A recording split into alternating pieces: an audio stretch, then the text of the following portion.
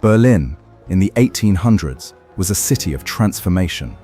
Its streets echoed with the sounds of horse-drawn carriages, street vendors, and the chatter of a growing population. By the early 19th century, Berlin's population had reached nearly 200,000, making it one of Europe's most dynamic capitals. In this video, we use modern AI tools to bring historic paintings, engravings, and prints to life, letting us shift perspective, change camera angles, and move through the same scenes in ways their original artists never could. First, I want to talk about this view shows the Brandenburg Gate. By 1800, the Brandenburg Gate stood as Berlin's grand entrance from the west. Its 6 Doric columns rose proudly, crowned with the quadriga chariot atop, facing the city. In the foreground, mounted guards patrolled while carriages clattered along the cobbled street. Horse hooves struck sparks from the stones as townspeople and travelers passed beneath the monumental arch. The air carried the scent of leather, hay, and smoke from nearby hearths. By the time Napoleon's forces marched through Berlin in 1806, contemporary accounts describe a tense crowd, both awed and anxious at the soldiers' presence. This gate mattered not just as architecture, but as a symbol of Prussian power and civic pride. Later, the quadriga was taken to Paris and returned, reshaping the city's iconography.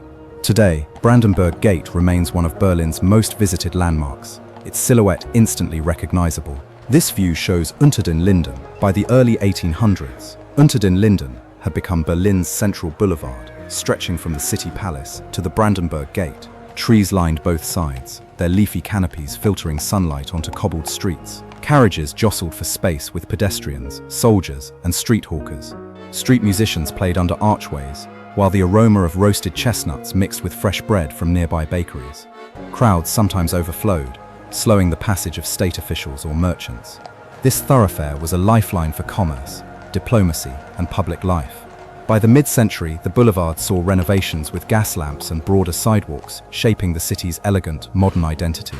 Today, it remains Berlin's iconic promenade, echoing its 19th century rhythm. This view shows the Berlin Palace, Stadtschloss. By 1800, the Stadtschloss dominated the Spree's northern bank.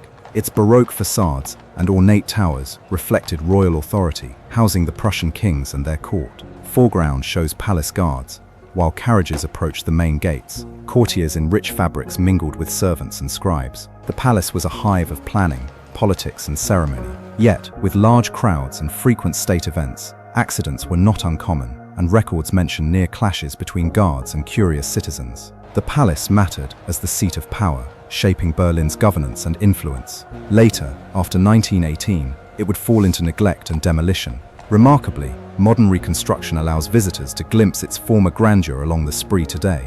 This view shows Gendarmenmarkt. By 1800, Gendarmenmarkt was already one of Berlin's most elegant squares. The twin cathedrals, French and German, flanked the square, their steeples piercing the skyline. In the midground, vendors displayed fabrics, pottery, and candles, while children darted between fountains. The square's beauty belied tensions. Religious gatherings sometimes sparked disputes, and the city's elite eyed the commoners with cautious distance. It mattered as both a civic and cultural heart, hosting concerts, markets, and debates. Later, renovations in the late 19th century standardized its layout, creating the symmetrical charm we admire today. This view shows the Spree River and its bridges. By the early 19th century, the Spree threaded through Berlin like a vital artery. Wooden bridges creaked under carts, while small cargo vessels carried timber, grain, and goods from surrounding regions. The riverbanks were alive with dock workers, fishermen, and boatmen shouting instructions. River life held dangers. Drownings, collisions, and floods were frequent. Yet the Spree fueled trade and connected the city to distant markets. Later, many wooden bridges were replaced with stone,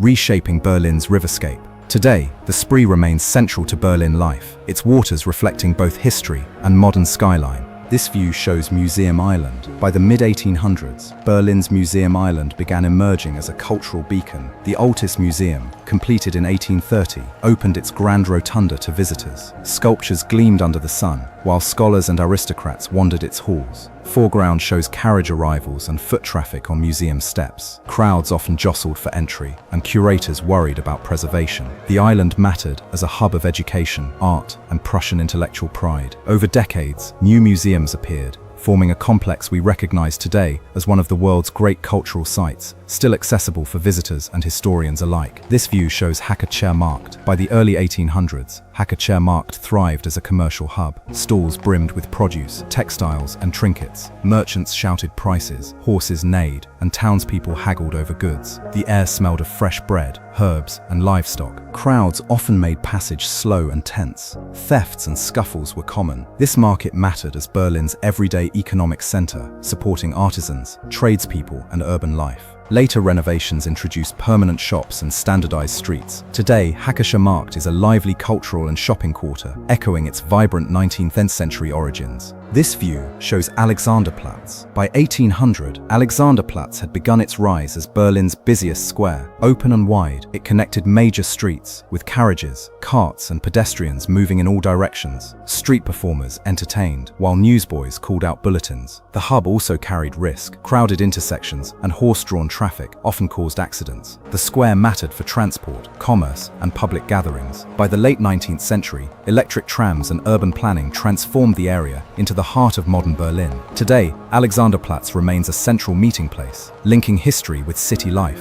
This view shows Prenzlauer Berg streets. By 1800, Prenzlauer Berg was growing with artisans, craftsmen, and families. Narrow streets wound between brick and half-timbered houses. Smoke from chimneys mingled with the aroma of bakeries and tanneries. Children played in alleys, while merchants loaded goods onto carts. The area faced risks from fire and disease, but its workshops fueled Berlin's industry and creativity. Later, urban reforms widened streets and improved sanitation. Today, Prenzlauer Berg retains its residential charm, with echoes of its 19th century community life. This view shows Tiergarten. By the early 1800s, Tiergarten was Berlin's principal green space. Trees and ponds dotted wide promenades where citizens strolled or picnicked. Horse riders and carriages traversed winding paths, while birds and wildlife animated the landscape. Even in leisure, danger lurked, unpredictable weather, and occasional poaching occurred. The park mattered for urban respite, recreation, and public gatherings. Later landscaping efforts added structured avenues and monuments. Today, Tiergarten remains a peaceful haven amid Berlin's modern bustle. This view shows Berlin's street life at night. By the mid-1800s, as lamps illuminated streets, Berlin transformed. Shadows stretched across cobbled lanes. Tavern sounds, distant church bells, and horse-drawn wheels created a living nocturnal symphony. Lanterns flickered on the facades of inns, theaters, and residences. Nightlife held both allure and danger.